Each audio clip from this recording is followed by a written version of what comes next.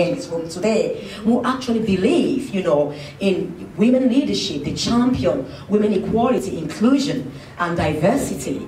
So we can work together, you know, and support those women triumph to their most authentic, you know, self and positions of leadership.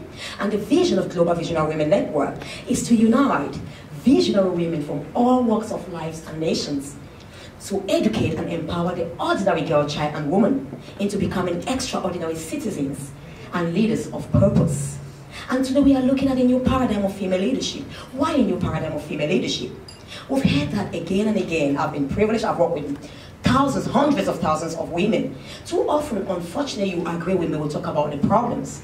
We seem to almost condemn the men as if they are responsible for everything we are facing in life, but that's not really true.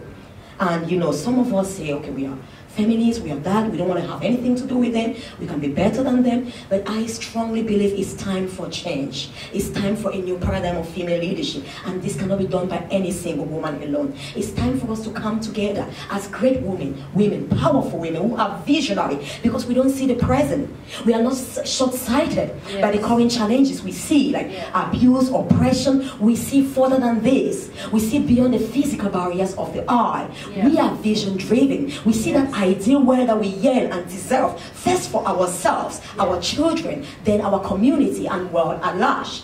And how can we do that if we don't come together? Because your vision can be different from mine, mine can be different. It's that core conviction. We all have something we strongly believe in. We all are so unique and distinct. And if we are unique and distinct, there's something so special and unique about you, about Julia, about me, that we have to lead the world in this area. And that new paradigm of female leadership should start from us. As individuals, you know, every single woman taking her place, you know, stepping out in her authenticity. I've seen a lot, and I'm sure you agree with me, a lot of amazing women doing amazing work. You know, people look at them, they are great role models, they are excelling. Unfortunately, they are crumbling inside. Emotional breakdown, mental breakdown. And we put on an emotional or a professional clothes or jacket or face. People see us as tough, as powerful. But when we go back to our homes, in our closet, we are hurting. We are hurting, we are bitter. Our mental health is down. Our emotional health, our everything is down. The truth is we can never separate our professional lives from our personal lives. We talk a lot about being so professional. We've become so professional that we kind of like have forgotten how to be humans. We are just imperfect. There is nothing as perfection as perfectionist. How do you say it? Perfectionist. As perfectionist. It's just calling for women to be their authentic self. It starts from the self. If I truly look within me and be that change and work on myself, it's about wholeness, it's about integrity, it's about connecting right from within me, my spirit, mind, soul, body, in one accord. Who I am out there cannot be different from who I am when I'm in my closet, when no one is seeing me.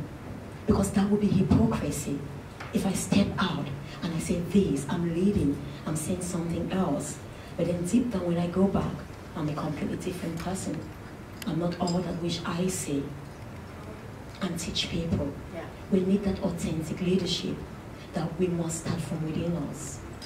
We must look at within us, and it starts with personal development. It's a transformational leadership. We could never be transformational leaders when we are not transformed ourselves. Transformational leadership starts from a transformed individual, and I'm calling every woman that we need to really take time. It's a leadership that's from inside out. That's from inside out. We all cannot march. Marching will not do anything, a lot anyway. We've been marching for ages. You know, our leaders have gone ahead, they've done amazing stuff. They marched with an objective. They had to do that. We cannot keep marching every single year or every single day of our life, saying that this is the problem we have. This is the problem. We've identified them. A simple example I always give. Let's say our world is in darkness. That's true. We cannot keep saying, we don't want darkness. We don't want darkness. This is the cause of darkness. This man, this woman brought this darkness. We are taking time, energy, we become frustrated, we become exhausted. What's the best thing to do? Look for the smallest candlelight. I am an epitome of light. If each woman in here should just become that epitome of light, rather than going and marching against darkness. If each and every woman in here can just become that epitome of love, rather than going out every day and marching against hatred and hate crime, then we can shine. And when we all come together, we can make a greater light for our world. When we all come together, we can have a love so great that radiates, that is capable of penetrating any hatred and giving love. Because when there is light in this room, the light doesn't say I'm only going to choose to shine to some people and not. The purpose of the light is to shine to the good, to the bad, to the small, to the poor. The light is meant to shine. Women, we are the sole vessel which God created, chose to populate our world, to lead every amazing man and woman to this world. Because we are awesome, we are amazing.